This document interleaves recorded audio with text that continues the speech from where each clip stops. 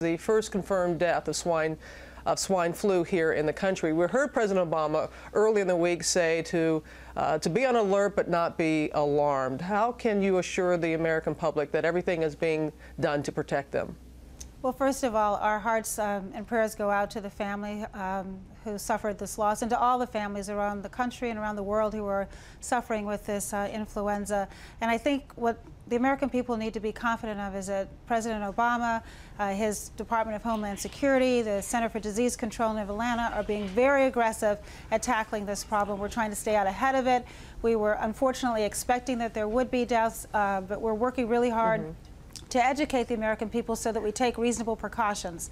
If you're feeling flu-like symptoms, stay home. If your children are feeling those symptoms, keep them home from school. So be sensitive to the fact that it is transmittable and take all due cautions. Taking all the precautions. I know folks all across the country, including here in Wisconsin, are doing just that. Now, Senator Specter, I know that when we saw in Jonathan Karl's piece that Vice President Biden had a part in what happened there. How about President Obama? Did he play any role with Specter? Well, of course he was delighted. We welcomed Senator Specter into the Democratic Party. Senator Obama's had a good relationship with Senator Specter. He's reached out to him, as he has to all members of the Republican Party, I might add, and we welcome other members to join us as well. I think it was obviously not an easy decision for Senator Specter, but I think he's a man of great character and integrity, and he's in touch with the pulse of the people in Pennsylvania. And the fact of the matter is the people of Pennsylvania have moved towards the democratic values, and I think he reflects that priority.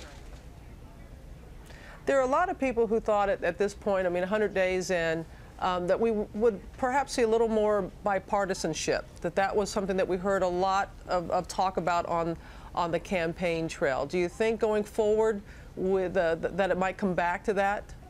Well, that's our goal, and I think what President Obama committed on behalf of the American people during the campaign is that he would reach out across the aisle. He's done that each and every day. He's very inclusive. The challenges that are facing the American people today are our economy, health care, public education being improved, reducing our dependence on foreign oil. These are not Republican and Democratic problems. These are American problems. And so regardless of the composition of the Congress, regardless of what happens on any particular vote, President Obama is committed to work on behalf of the American people, and that transcends party lines, Robin. It does, and a lot of people love hearing you talk about that, especially here in Waukesha, because it's a town of just over 60,000. They've had their share of woes like everybody else across the country. The family that lives here, the wife is a school teacher, teaches music education, and they want to make sure that the future is going to be bright. So going forward, how do you assure them and everyone that we're moving in that direction, that we're continuing to move in that direction?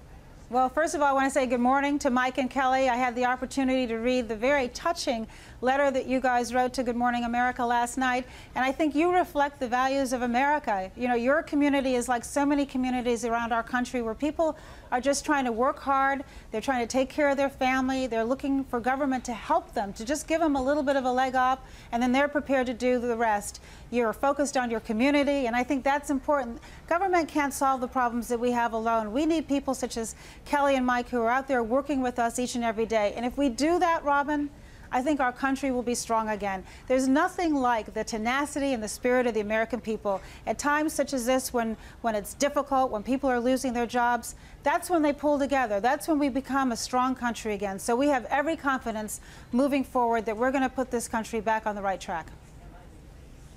Valerie Jarrett, live at the White House this morning. Thank you very much for joining us. Have a great day. Thank you. Sure do appreciate that. Same to all of you. Joining Same us to here. all of you in Waukesha. All right.